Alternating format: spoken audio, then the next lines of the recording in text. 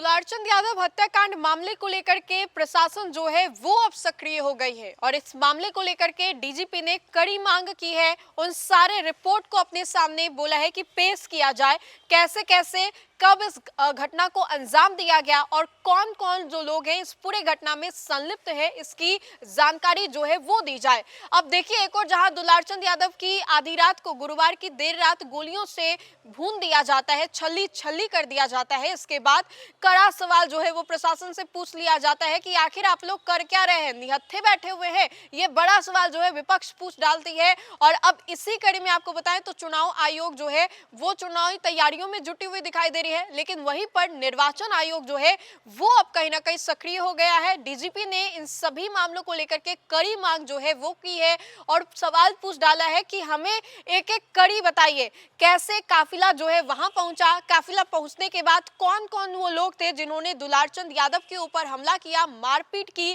किन लोगों ने गोलियां जो है वो चलाई है, गाड़ी के नंबर समेत जितने भी दस्तावेज हैं, जो भी इंफॉर्मेशन है वो सभी हम तक पहुंचाइए।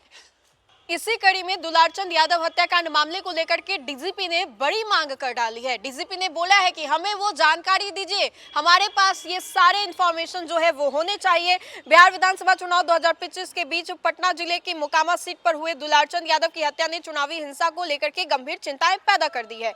जदयू प्रत्याशी अनंत सिंह और जनसुराज उम्मीदवार पीयूष प्रियदर्शी के काफिले के बीच हिंसक टकराव के बाद हुई इस जघन्य वारदात को अब केंद्रीय चुनाव आयोग ने कड़ा संज्ञान लिया है। आयोग ने घटना को गंभीरता को देखते हुए बिहार के महानिर्देशक यानी कि डीजीपी से तत्काल और विस्तृत रिपोर्ट तलब की है। आयोग ने डीजीपी विनय कुमार को आदेश दिया है कि वो गोलीबारी और हत्या से जुड़ी पूरी घटना की विस्तृत रिपोर्ट तुरंत भेजे।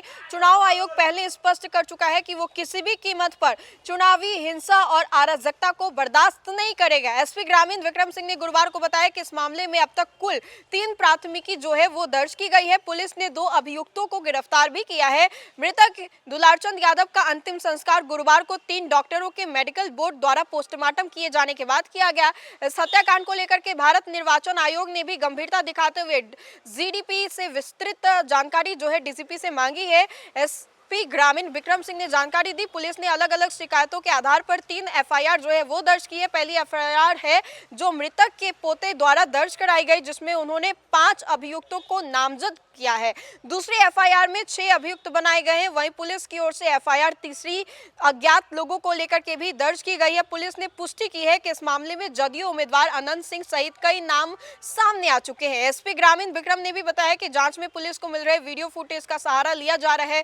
पुलिस पूरी घटना की कारियों को जोड़ने की कोशिश में जुटी हुई है और इसी कड़ी में जो पुलिस है वो तमाम इंफॉर्मेशन जो रिपोर्ट्स है वो मांग रही है और कह रही है कि हमारे तक ये तमाम जानकारी जो है वो आप साझा कीजिए और अल्टीमेटम तक दे दिया गया है। और अब पुलिस प्रशासन जो है वो सक्रिय हो गई है और इसी कड़ी में हम आपको बताएं तो पुलिस को लेकर के तो खबरें आई, लेकिन एक पोस्ट भी हम आपको दिखा रहे हैं जहां पर इन सभी चीजों को लेकर के पीयूष प्रियदर्शी जो है उन्होंने एक पोस्ट किया है और पीयूष प्रियदर्शी का भी ये जो पोस्ट है वो बता रहा है कि कल रात से ही मोकामा पुलिस प्रशासन द्वारा हमारे कार्यकर्ता और क्षेत्र के सम्मानित सामाजिक लोगों को एक तरफा कार्रवाई करते हुए लगातार गिरफ्तार किया जा रहा है। अनंत सिंह सत्ता और बाहुबली के दम पर हमें दबाने की कोशिश कर रहा है। हार की बौखलाहट से उसने पहले हमारी हत्या का प्रयास किया, जिसके दुलारचंद यादव जी शहीद हो गए और अब वह शासन प्रशासन का दुरुपयोग कर समाज में भय का वातावरण जो है वो पैदा करना चाहता है। बाढ़ और मोकामा क्षेत्र के अधिकांश जो पुलिस अधिकारी है वो भी उनके पक्ष में काम कर रहे हैं। हम चुनाव आयोग से मांग करते हैं कि एक तरफा जो काम है वो ना करे और इस पर त्वरित कार्रवाई करे। साथ ही मैं सभी साथियों से अपील भी करता हूं कि इस मामले को गंभीरता से लें और नहीं तो इसके बाद ये जो है वो एक्शन लेंगे और पीयूष प्रियदर्शी जो है वो सक्रिय हो जाएंगे। तो देखिए, एक और प्रशासन के ऊपर भी बड़ी जिम्मेदारी जो है वो दी गई है, वहीं पर पीयूष प्रियदर्शी जो है वो भी अब बड़ी मांग कर रहे हैं और कह रहे हैं कि अगर हमारे जो परिवार के सदस्य थे दुलारचंद यादव जी के साथ अगर जो कुछ भी हुआ उसको लेकर के कोई फैसला नहीं होता है, कुछ भी बातें सामने नहीं आती तो उसके बाद हम सक्रिय हो जाएंगे। और इससे पहले उन्होंने जानकारी दी है प्रशासन को और उनसे अपील की है कि जल्द से जल्द इस पूरे मामले की जो तह तक जाने की कोशिश है वो की जाए, वरना हम सक्रिय हो जाएंगे।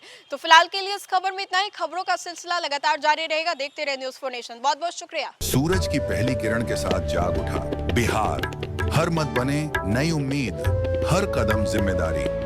न्यूज फॉर नेशन की अपील, 6 और 11 नवंबर को घर से निकलें, वोट करें और अपने भाग्य विधाता खुद बने।